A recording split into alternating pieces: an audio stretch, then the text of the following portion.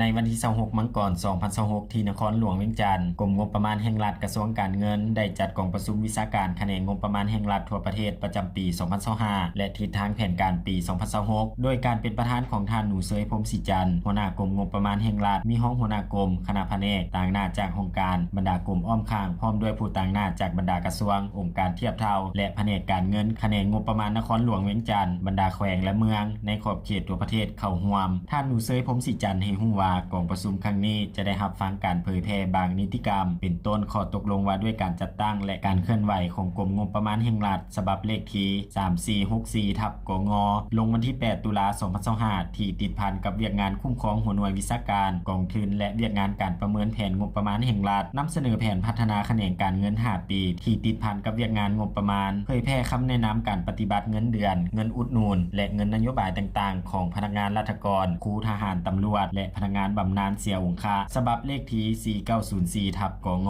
ลงวันที่26ธันวาคม2025นำเสนอห้างการปรับปรุงกฎหมายว่าด้วยงบประมาณแห่งรัฐนำเสนอเวียกงานประเมินรายจ่ายส่งเสริมวิชาการที่ติดพันกับแผนเวียกแผนงานและนอกจากนั้นยังได้พร้อมกันปรึกษาหารือเวียกงานจุดสูงที่สำคัญร่วมกันจำนวนหนึ่งท่านหัวหน้ากรมงบประมาณแห่งรัฐยังได้ให้ฮู้ตื่มว่าในปี 2025คะแนนงบประมาณสามารถสู่สนเก็บรายรับทั้งหมด 75,437 ตื้อกีบเท่ากับ 109% ของแผนหมดปีหรือเท่ากับ 20.12% ของ GDP เทียบใส่ระยะเดียวกันของปีผ่านมาเพิ่มขึ้น 22% เป็นเงินประมาณ 13,990 ตื้อกีบในนั้นรายรับภายในปฏิบัติได้ 72,624 ตื้อกีบเท่ากับ 113% ของแผนหมดปีหรือเท่ากับ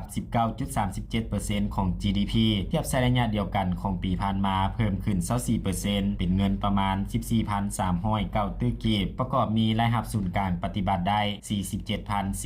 47,405 ตื้อกีบเท่ากับ 108% ของแผนหมดปีและรายรับท้องถิ่นปฏิบัติได้ 25,218 ตื้อกีบเท่ากับ 123% ของแผนหมดปีสำหรับคันท้องถิ่นทุกแขวงสามารถเก็บรายรับได้เกิน 100% ของแผนหมดปีเป็นเงินประมาณ 6,600 กว่าตื้อกีบเคียงคู่กับผลสำเร็จด้านตั้งหน้าเห็นว่ายังพบความยุ่งยากและมีข้อจำกัดหลายด้านฉะนั้นในกองประชุมครั้งนี้ท่านหนูเซยพรหมศรีจันทร์หัวหน้ากรมงบประมาณแห่งรัฐยังได้เน้นเติมว่าพวกเราจะต้องได้พร้อมกันประกอบคำคิดคำเห็นต่อบรรดาห้างนิติกรรมและค้นคว้าทิศทางมาตรการในการจัดตั้งปฏิบัติแผนงบประมาณแห่งรัฐปี 2026เป็นต้นกลไกและวิธีการเก็บรายรับแบบทันสมัยและรวมศูนย์ด้านรายจ่ายงบประมาณในเงื่อนไขรายจ่ายงบประมาณมีจำกัดจะต้องได้ยกสูงประสิทธิภาพของการนำใช้ให้เกิดประสิทธิผลสูงสุดพร้อมนั้นเห็นว่าต้องได้ทบทวนคืนอัตราส่วนรายจ่ายลงทุนภายในให้มีลักษณะเพิ่มขึ้นเทียบกับรายจ่ายบริหารต้องได้ซุ่มยู่การลงทุนโดยโกงจากต่างประเทศที่มีคุณภาพให้มีลักษณะเพิ่มขึ้นเพื่อกระตุ้นซุ่มยู่การเติบโตทางด้านเศรษฐกิจให้ไปตามทิศของสอจแผนรายรับรายจ่าย2026ให้บรรลุตามระดับคาดหมายที่กำหนดไว้